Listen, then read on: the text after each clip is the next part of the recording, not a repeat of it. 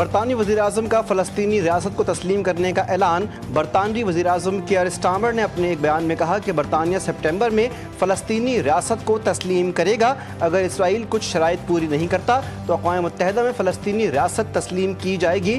اسرائیلی حکومت غزہ کی صورتحال بہتر کرنے کے لیے اقدامات کرے۔ اسرائیل غزہ میں فوری جنگ بندی اور طویل المدتی امن کے عزم کا اظہار کرے۔ 221 برطانوی ارکان پارلیمنٹ پہلے ہی فلسطین کو تسلیم کرنے کا مطالبہ کر چکے ہیں۔ جنگ بندی میں عارضی وقفے کے باوجود صہیونی فوج کے وحشیانہ حملے، مزید 81 فلسطینی شہید، درجنوں زخمی، امداد کے منتظر 19 بھوکے پیاسے مظلومین بھی شامل۔ شہداء کی مجموعی تعداد 60,000 ہو گئی۔ قلیل امداد کی آمد کے باوجود غذائی قلت برقرار۔ بھوک کی نگرانی کے عالمی ادارے نے غزہ کی صورتحال کو بدترین قحط قرار دے دیا۔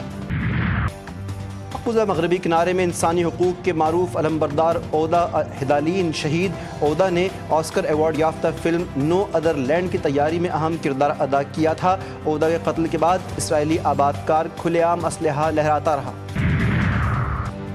پاکستان کا فلسطین کے لیے فوری امدادی پیکج کا اعلان۔ این ڈی اے میں 100 ٹن پر مشتمل امداد 2 کارگو طیاروں کے ذریعے فلسطین بھجوائے گی۔ امدادی پروازیں آئندہ 2 روز میں روانہ ہوں گی۔ امداد خصوصی پرواز کے ذریعے اردن، مصر کے راستے فلسطین پہنچائی جائے گی۔ وزیر خارجہ اسحاق ڈار سامان کی روانگی اور ترسیل کی نگرانی کریں گے۔ بانی پی ٹی آئی نے دونوں بیٹوں کو پاکستان آنے سے روک دیا۔ اڈیالہ جیل میں توشہ خانہ 2 کیس کی سماعت کے دوران بانی پی ٹی آئی سے پوچھا گیا، آپ کے بیٹے امریکہ سے واپس جا چکے اور کیا آپ کے بیٹے 5 اگست کو احتجاجی تحریک میں شرکت کریں گے؟ بانی پی ٹی آئی نے کہا کہ وہ پاکستان آئیں، نہ کسی احتجاج کو لیڈ کریں گے۔ بانی پی ٹی آئی کے بچوں کے حوالے سے میڈیا پہ جو خبریں گردش کر رہی ہیں وہ بالکل غلط ہیں۔ ترجمان پی ٹی آئی شیخ وقاص اکرم کا رد عمل۔ ایکس پر اپنے پیغام میں کہا کہ بانی پی ٹی آئی کے بچے پاکستان آئیں گے، کسی کو بھی اس میں کوئی شک نہیں ہونا چاہیے۔ امریکی صدر جب جنگ رکوانے کی بات کرتے ہیں تو مودی کا زخم تازہ ہو جاتا ہے۔ پاک بھارت 4 روزہ جنگ انتہائی خطرناک تھی، تاہم پاکستان نے یہ جنگ جیتی، اس کی پوری دنیا معترف ہے۔ پاک فوج نے بہادری اور مہارت کے ساتھ بھارت کا مقابلہ کیا۔ ہماری فضائی افواج نے بھی شاندار انداز میں اپنی جرت دکھائی۔ لاہور ریلوے اسٹیشن پر پاک بزنس ایکسپریس کی افتتاحی تقریب سے خطاب کرتے ہوئے وزیر اعظم شہباز شریف نے کہا، کچھ لوگوں کا خیال تھا پاکستان بھارت کا مقابلہ نہیں کر سکتا، لیکن اس جنگ کے بعد یہ سوچ ختم ہو گئی ہے۔ کبوتروں سے شروع ہوا، غباروں تک پہنچا۔ F-16 سے ڈرا، اب چاکلیٹ سے دہشت گردوں کی پہچان کرانے لگا۔ نہ شناخت نہ ثبوت، بس چاکلیٹی بیان بھارت کا پھر مذاق بن گیا۔ بھارتی وزیر داخلہ نے پارلیمنٹ میں انوکھی منطق پیش کی۔ مقبوضہ کشمیر میں بھارتی فورسز کی کارروائی میں ہلاک دہشت گردوں سے پاکستانی چاکلیٹس ملی ہیں۔ یہ بھی کہا کہ ان سے ووٹر آئی ڈی کارڈ ملا، جبکہ پاکستان میں ووٹر آئی ڈی نہیں، شناختی کارڈ ہوتے ہیں۔ آپریشن سندور کی خفت مٹانے کے لیے مودی کا ایک اور مضحکہ خیز بیان۔ مودی کی پاک بھارت جنگ کے دوران امریکی نائب صدر کی کالز نہ اٹھانے کی بڑک، دعویٰ کیا کہ دنیا کے کسی بھی لیڈر نے بھارت سے آپریشن سندور روکنے کو نہیں کہا، لیکن سوال یہ ہے کہ مودی کے بقول جب وہ جنگ جیت رہے تھے اور کسی نے روکا بھی نہیں تو جنگ بندی کیوں کی گئی؟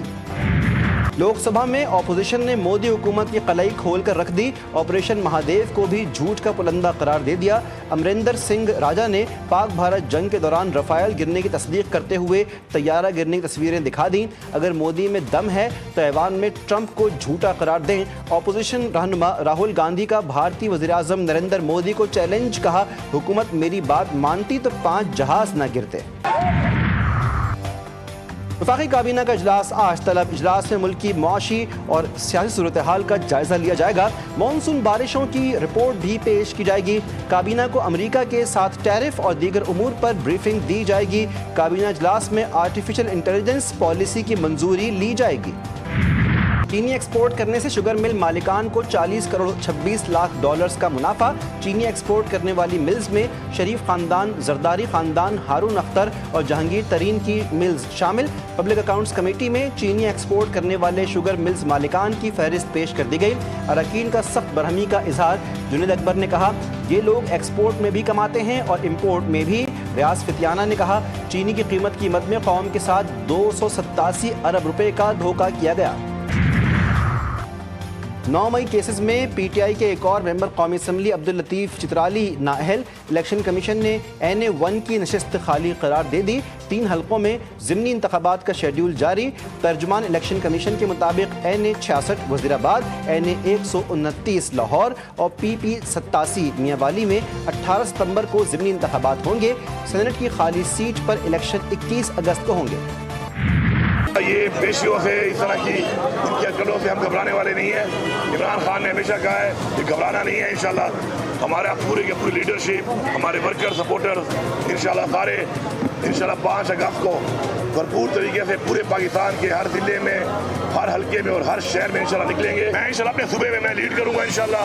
मैं इनको फिर चैलेंज कर रहा हूँ, सबको चैलेंज कर रहा हूँ कि सियासी और जमहूरी तरीके से तुम ना हुकूमत गिरा सकते हो, न तुम्हारी ये औकात है और न तुम्हारी हैसियत है। सियासी और जमहूरी तरीके से हुकूमत गिरा कर दिखाओ। वज़ीर आला खैबर पख्तूनख्वा अली अमीन गंडापुर का मुखालिफिन को चैलेंज। कहते हैं बानी PTI के साथ खड़े हैं और खड़े रहेंगे। एहतजाजी तहरीक में पाकिस्तान भर से लोग निकलेंगे। एहतजाज की बात करते हैं तो गिरफ्तारियाँ शुरू हो जाती हैं। हमारी नाअहली की कोशिशें की जा रही हैं, हमें दबाया जा रहा है, मगर हम पीछे नहीं हटेंगे। शराब और असलहा बरामदगी केस में अली अमीन गंडापुर ने अदालत के सामने सरेंडर कर दिया। वारंट गिरफ्तारी मनसूख। गंडापुर के जमानती को दिया गया शोकॉस भी वापस कर लिया गया। 9 मई मुकदमात में इंसाफ का खून हो रहा है। कौमी असम्बली में कायदे हिज़्ब इख्तिलाफ उमर अयूब का चीफ जस्टिस पाकिस्तान को खत में कहा मुकदमात इंसाफ के बजाय सियासी इंतकाम का शिकार हो चुके हैं। अदालती कार्रवाइयाँ बदनीयती, जल्दबाजी और दबाव के तहत हो रही हैं।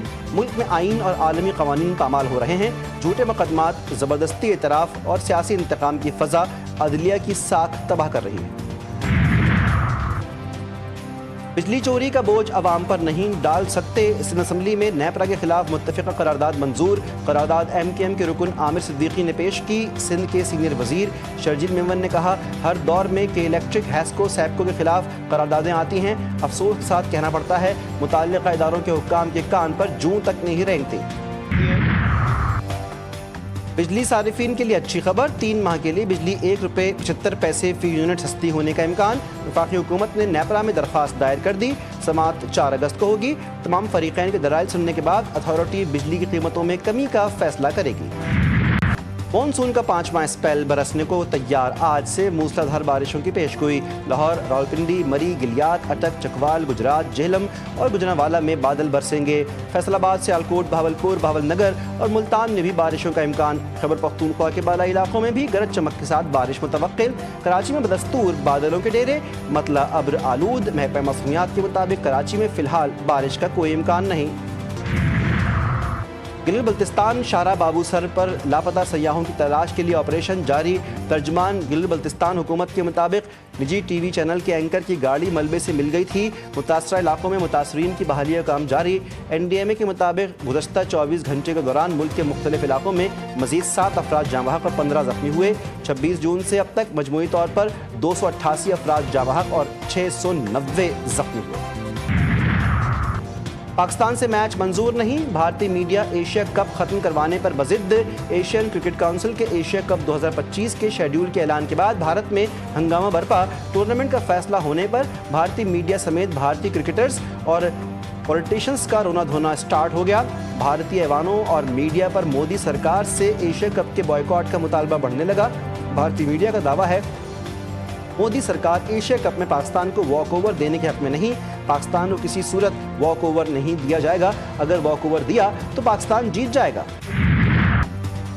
फुटबॉल स्टार लियोनेल मेसी अलिया के हमरा कोल्ड प्ले कॉन्सर्ट में कैमरा सामने आने पर शर्मा गए। मेसी हाल ही में अमरीकी शहर मियामी स्टेडियम में मुनक्किदा कोल्ड प्ले के कॉन्सर्ट में शरीक थे, जहां जोड़े की कैमरे में शर्मीली झलक ने सोशल मीडिया पर धूम मचा दी। कॉन्सर्ट के दौरान जब कैमरे ने जोड़े को स्क्रीन पर दिखाया तो शायकीन ने जोशो खरोश से मैसी मैसी के नारे लगाना शुरू कर दिए।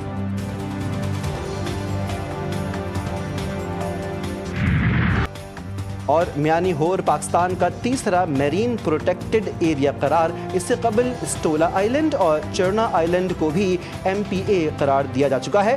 WWF کے مطابق میانی ہور پاکستان کا واحد مقام ہے جہاں 3 اقسام کے قدرتی مینگرووز پائے جاتے ہیں. یہ علاقہ ماہی گیروں کی اہم روزگار گاہ اور حیاتیاتی تنوع کا مرکز ہے. میانی ہور ڈولفنز، پرندوں اور نایاب سمندری حیات کا محفوظ مسکن ہے.